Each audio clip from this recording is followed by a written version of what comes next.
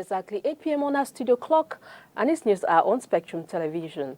Making news tonight, May 13, 2022, following the crash in Mimbangai village in the Center region with 11 passengers on board, the general manager of Cameroon Oil Transportation Company, COTCO, Xavier Folch, has said it is too early to determine the cause of this tragic incident.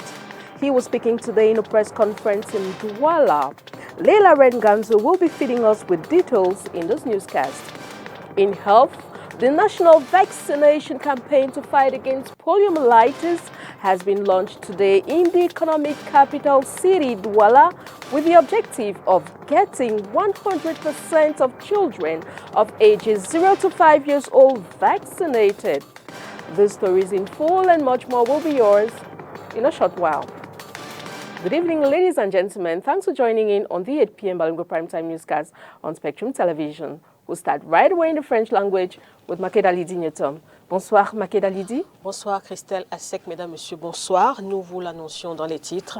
Disparition d'un aéronef de COTCO dans l'après-midi du 11 mai. L'épave de l'avion et les victimes ont été retrouvées ce jeudi 12 mai. Malheureusement, aucune des 8 personnes à bord de cet avion n'a survécu. L'information est du DG de COTCO qui était face à la presse ce 13 mai, ici même à Douala, au siège de l'entreprise. Plus de détails avec vous, Leila Renganzo.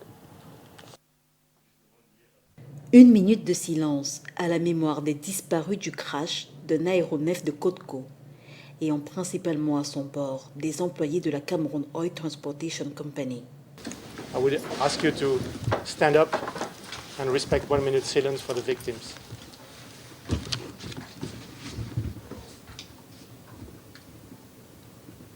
Plus aucun doute donc, les 11 personnes, soit 9 employés de COTCO et 2 membres de l'équipage, ont péri ce 11 mai, alors qu'ils partaient de l'aéroport international de Yaoundé-Simalène pour la station de pompage numéro 2 à Domta, dans la région du Nord.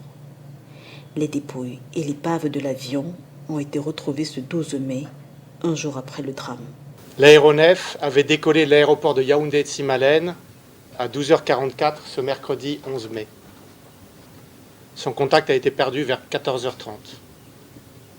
COTCO a été immédiatement informé par la société d'aviation, déclenchant immédiatement la mise en place de l'équipe de réponse aux situations d'urgence, the Emergency Response Team. Peu de temps après, avec l'assistance des autorités, nous avons déployé une équipe de recherche aérienne qui a finalement identifié le lieu du crash ce soir-là, à proximité de Bibé, dans le département de la Haute-Sanaga, la région du centre.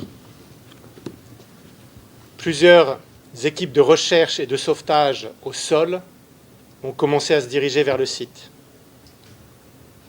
Tout au long de l'après-midi et de la soirée, COTCO a informé les autorités locales et nationales, les employés et les familles des personnes portées disparues de la situation. Malgré la volonté et les efforts des équipes sur place, elles ont fait face à des conditions extrêmement difficiles toute la nuit face à une épaisse forêt entourant le site de l'accident. Le jeudi 12 mai, le site de l'épave a été retrouvé par des équipes de secours au sol qui ont également constaté la présence de victimes, mais n'ont hélas trouvé aucun survivant. 48 heures après l'accident, le directeur général de COTCO affirme qu'il est encore trop tôt pour avoir des réponses. Quand dans l'opinion publique, des questions concernant les causes et même le temps d'intervention des secours fusent. Maintenant que l'avion a été localisé et qu'on a pris soin des victimes, notre priorité est double. D'une part, l'assistance aux familles, le soutien du personnel et la sécurité des intervenants sur le sol. Et d'autre part, travailler avec les autorités pour investiguer la cause de l'accident. Nous recueillons actuellement autant d'informations que possible. Les investigations prendront certainement du temps. Nous partagerons des informations au fur et à mesure que l'évolution de la situation. Précisons que les dépouilles présentes sur le site ont été transportées à l'hôpital central de Yaoundé. Installer la paix, renforcer la résilience et prévenir l'extrémisme violent par l'éducation, c'est l'objectif visé par un atelier organisé à Douala par l'UNESCO, soutenu par le gouvernement du Japon. La formation qui a duré 4 jours s'est achevée ce vendredi. Les participants viennent de plusieurs pays francophones d'Afrique, Orient Donkin et Gilbert Mangué. Pédagogie transformationnelle pour la paix, la résilience et la non-violence. Approche transformationnelle pour la paix, le renforcement de la résilience et la prévention de l'extrémisme violent. Les participants à l'atelier sont parés. Au terme de cet atelier, les participants puissent être outillés afin de pouvoir démultiplier cette formation au niveau des pays respectifs. En quoi faisant? En intégrant ce qu'on appelle la pédagogie transformationnelle dans les curriculums de formation, mais surtout de formation initiale des élèves enseignants. Formation initiale, mais aussi formation continue. Mais nous insistons davantage sur la formation initiale. Parce que pour que cette entreprise soit pérenne, il faudrait commencer à la base.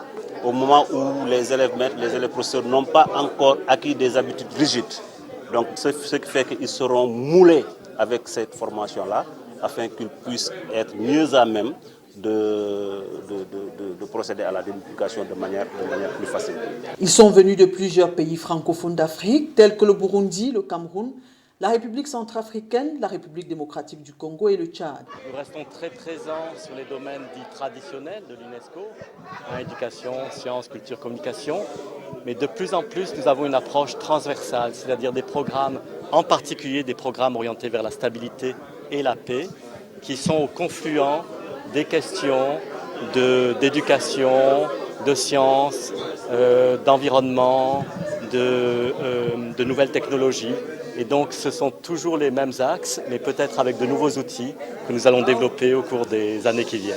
La formation cible les facultés d'éducation et les instituts de paix des universités en mettant l'accent sur la pédagogie, le curriculum et la pratique de l'évaluation.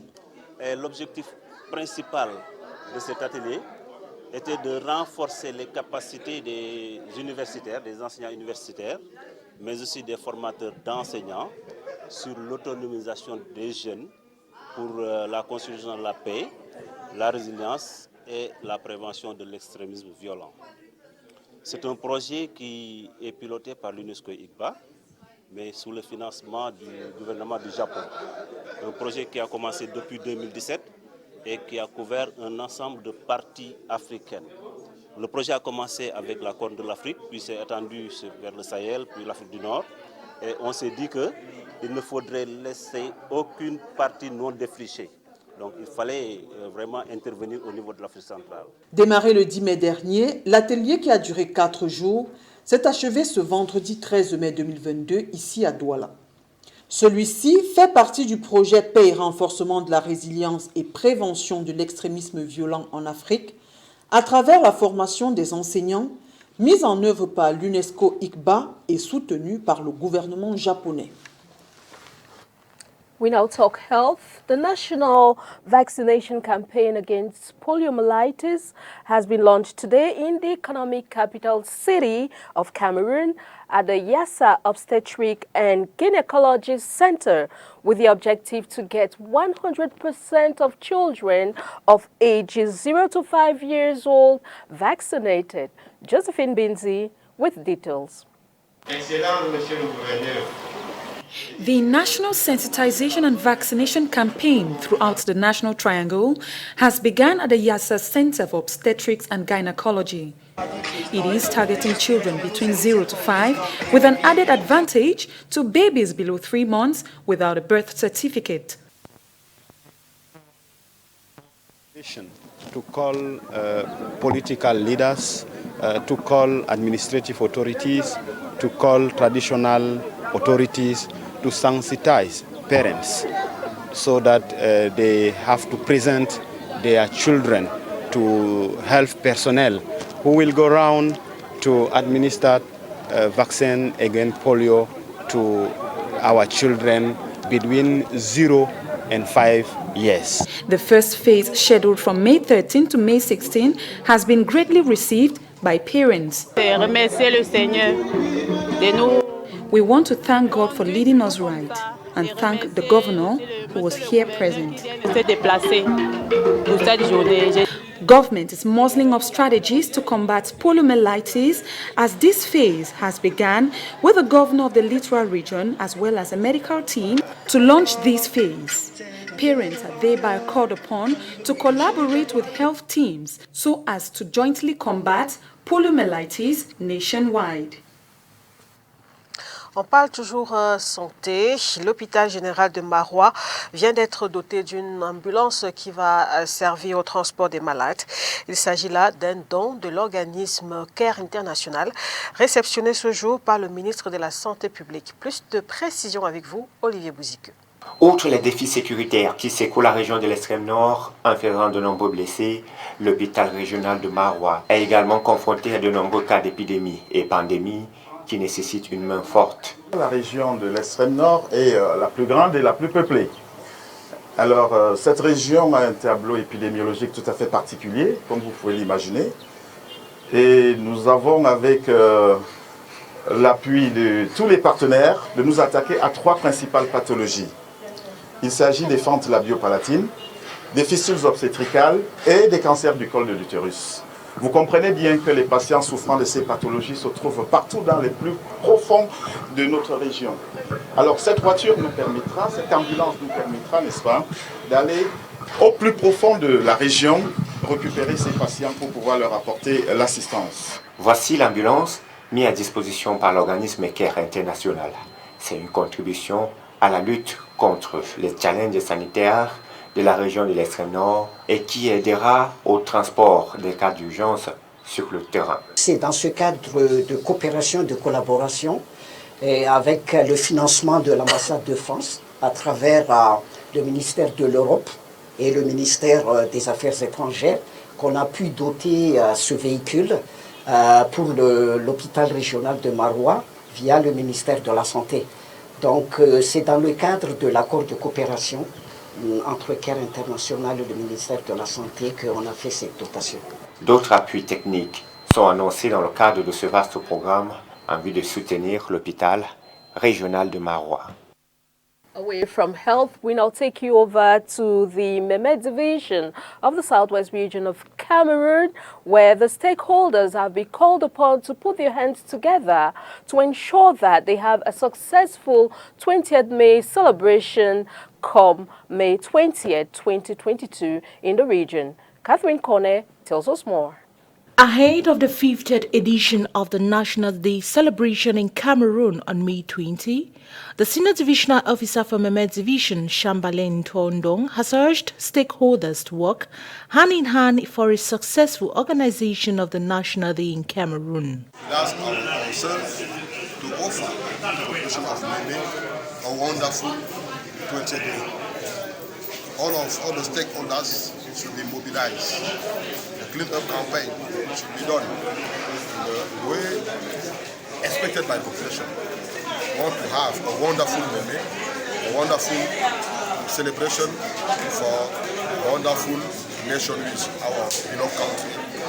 The Meme boss, during a preparatory meeting, called on the Kumba City Mayor and other administrators to get the city of Kumba ready by giving it a facelift, ensure the consistent supply of electricity and water, and equally the full participation of students and pupils in this year's celebration of 20th May.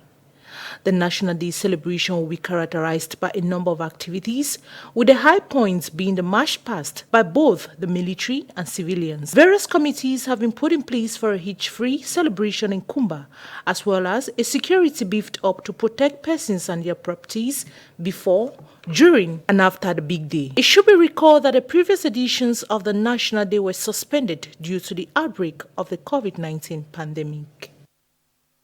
Ici à Douala, les fils et filles des familles Bonenjang et Bonadika contestent la désignation du nouveau chef du canton Akwa. Ils ont fait une descente dans les rues de Douala pour exprimer leur colère et les motifs de leur démarche contre Sa Majesté Louis Dindika Akwa, intronisé, souvenez-vous, en mars dernier au cours d'une cérémonie présidée à Douala par le préfet du Vouri, Inès Pangan. Le nouveau chef supérieur désigné du canton Akwa est contesté par une partie des populations du dit groupement. Présenté le 15 mars dernier, le processus qui a abouti au choix de Louis Dindika pour les contestataires n'aurait pas respecté la tradition de ce peuple sawa. Le canton d'Akwa a besoin que son chef soit rétabli. En principe, dans la coutume, nous avons 3 neuvaines. Après ces 3 neuvaines, la famille royale a sorti M. Ngandebon Akwa, donc vous voyez la photo. Les notables 9 sur 11 l'ont adoubé et c'est ainsi qu'il en est. Ce n'est pas des gens qui sortent de l'extérieur qui viennent nous imposer un chef. Ce 12 mai 2022, des fils et filles des familles Bonéjan et Bonéleke du canton Akwa sont descendus dans les rues de la ville de Douala pour dire leur colère. Ils souhaitent une intervention du chef de l'État pour que cette erreur soit réparée et que cessent les expropriations foncières dans ce canton. Ce problème est l'arbre qui cache la forêt. Il y a des spoliateurs des terres de Bonangando qui ont tout fait pour mettre à la tête de Bonéleke. C'est vrai que le chef de Bonéleke est chef de Bonéleke, mais il est en même temps le chef de Bonambela. Le chef du village Bonéjan désavoue son notable qui a participé à la manifestation de ce jour. Pour l'autorité traditionnelle, c'est une démarche malheureuse qui n'est pas approuvée par la grande majorité des villageois. Aujourd'hui n'est pas le premier notable. Il est issu de la 3e famille du grand village Bonéjan. Il faut aussi rappeler qu'il n'a pas eu un mandat pour parler au nom du village.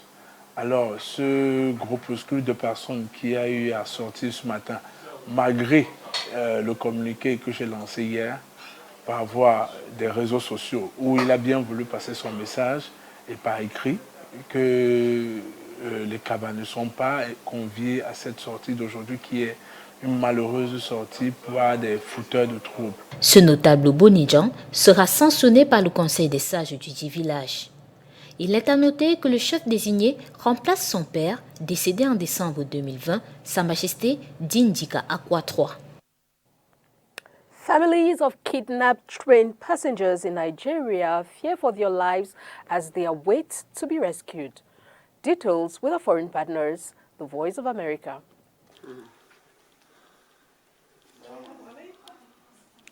Battling for life but reeling from a disturbing reality. Fatima Abubakar's adult daughter has been missing more than 1 month since armed gangs attacked the night train she boarded to Kaduna State on March 28th. Bandits blew up the track and then opened fire on the train. 8 people were killed that night and scores others abducted, including a director of the government-owned Bank of Agriculture. Abubakar says her daughter left 5 children behind. Please come and see me and cry. And what can you do? I said, what can I do? I am here with my leg on the bed. I cannot even step down. She's the one looking after me and now she's not around. Abubakar's daughter was returning to Kaduna after visiting her at an Abuja hospital where she had undergone 3 surgeries on her legs which had been fractured in an automobile accident. Nigeria Railway Corporation said 168 people who were on the train during the attack were still unaccounted for. The families of victims and some security experts say the attack bears the hallmark of Boko Haram, the Islamic militant sect operating mainly in the northeast. Up to now, the government has not done anything. We have not heard from the government. Nigerian authorities say they are negotiating the unconditional release of the abductees, but families have accused authorities of negligence. Patrick Agbambu, founder of Security Watch Africa Initiative, says the terrorists are hoping to pressure the government into exchanging the abductees for some of their men captured by security forces. For what they want, some of their top commanders are being held by the government and all that, so they want to use this as a ransom, maybe to get their members released and to draw attention, like I said earlier. Armed gangs have been spreading terror across northern Nigeria for years, killing and kidnapping people for ransom. Days ago, the terrorists released the picture of a newborn baby delivered by one of the abductees, sparking outrage. Security analyst Kabir Adamu of Beacon Consulting says the government needs to be more proactive. Security agencies are making effort. They are negotiating the release of these abducted victims, and it's very likely that in the coming days there may be some success in that regard. But there hasn't been any cogent approach in managing the distress that is being suffered by the families as well as by the victims themselves. But back home, members of Abubakar's family are uncertain about the future, and they cancelled their Ramadan celebration plans. Even when you think of celebrating, when you think of your loved ones in that situation, nothing is worth celebrating anymore. The Nigerian Senate last week passed a bill that would criminalize ransom payments and punish offenders by up to 15 years in prison. President Muhammadu Buhari must sign it before it becomes law. Timothy Obiezu for VOA News, Kaduna. Nous parlons rapidement de sport sous forme de brève. Football, première et deuxième journée des éliminatoires de la Coupe d'Afrique des Nations 2023. Le manager sélectionneur Rigobert Song a rendu public ce jour la liste des 34 joueurs présélectionnés pour les matchs contre le Kenya et le Burundi les 4 et 8 juin prochains. Sur cette liste, on note le retour de Zambo Anguissa, Stéphane Bauken et autres Moumingamaleu. De nouveaux joueurs ont été appelés, Franck Etugambela et Christopher Wo. Les 4 comme Vincent Aboubakar, Eric Maxime Choupo-Moting, Ngandun Ngandouich, André Onana, entre autres, figurent aussi sur cette liste. Voilà pour l'essentiel de ce journal bilingue ce soir. Mesdames, Messieurs, merci de votre attention. Bonne soirée à vous. Au revoir, Christelle Asek-Swele. Good night, Makida Lidinyotom. Good night, televiewers. It was a pleasure being in your company. See you tomorrow, God willing. Bye-bye.